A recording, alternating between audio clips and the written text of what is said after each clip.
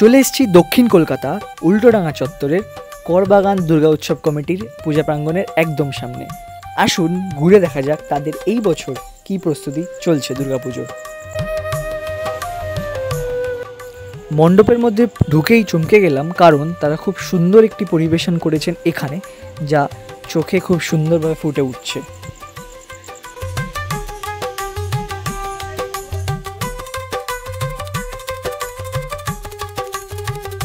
আমরা এখানে দেখতেই পাচ্ছি খুব সুন্দর টেলিফোনের কাজ দিয়ে কি সুন্দর একটি গঠন তৈরি করা হয়েছে।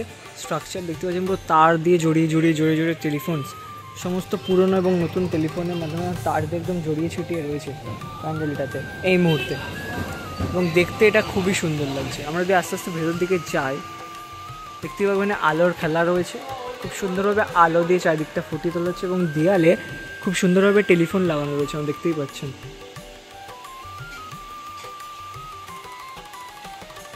ওপর দিকটা যদি দেখি, ওপর দিকটাও কিন্তু তার এবং টেলিফোন জড়িয়ে রয়েছে পুরোটা।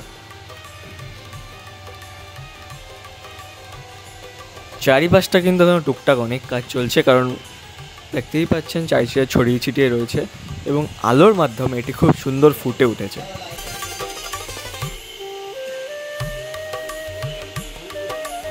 এবছর করবাগানের থিম হচ্ছে টেলিফোনকে ঘিরে।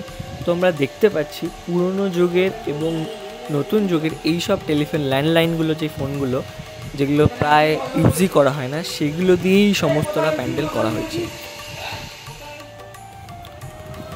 এই বছর করবাগান যে সুন্দরভাবে এই প্রেজেন্টেশনটি করেছে তাদের মণ্ডপে, এটি সত্যি মানুষের মন জয় করে নেবেন যারা চাক্ষুষ সামনে থেকে এসে দেখবে।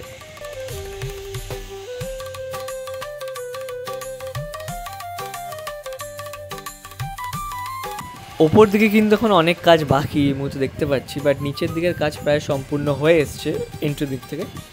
বাকি চারিপাশটায় টুকটাক কাজ চলছে, ইলেকট্রিকের কাজ বাজ।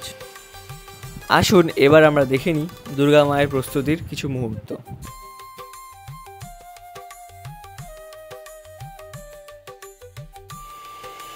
এই মুহূর্তে কিন্তু মায়ের রঙের কাজ চলছে এবং সেটা খুবই জোর কদমে চলছে।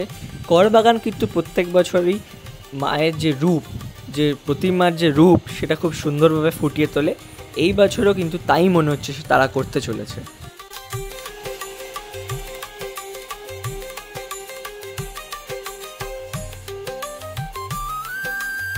এখনই প্রতিমাটি খুবই সুন্দর লাগছে, যখন এটি হয়ে যাবে আরও বেশি সুন্দর হয়ে উঠবে। আমরা দেখতে পাচ্ছি এই মুহূর্তে ওপরে কাজ চলছে, মূর্তির ওপরে লাইটিং ফাইটিংয়ের কাজ টুকটাক চলছে। এবং যদি আমরা দেখি মূর্তিটিকে ভালো করে, মূর্তিটি কিন্তু খুব ডিটেলভাবে কাজ করা হয়েছে। যদি আমরা নিচের দিকে তাকাই, তাহলে মায়ের ছেলে মেয়েদের কিন্তু নিচের দিকে রাখা হয়েছে, এবং ওই পাশটা দেখতে পাচ্ছেন লক্ষ্মী গণেশ এবং এই পাশে কার্তিক সরস্বতী। মূর্তিটি কিন্তু খুব সূক্ষ্ম এবং ডিটেল কাজের মাধ্যমে ধীরে ধীরে গড়ে উঠছে, এবং যখন এটি সম্পূর্ণ হয়ে যাবে তখন এটি কিন্তু খুবই সুন্দর লাগবে।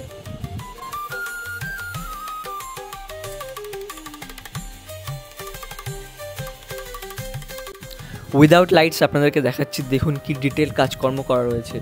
এটি মেনলি আলোর খেলা, আলোর মাধ্যমে এটি বেশি ফুটে উঠবে এবং দেখতে সুন্দর লাগবে।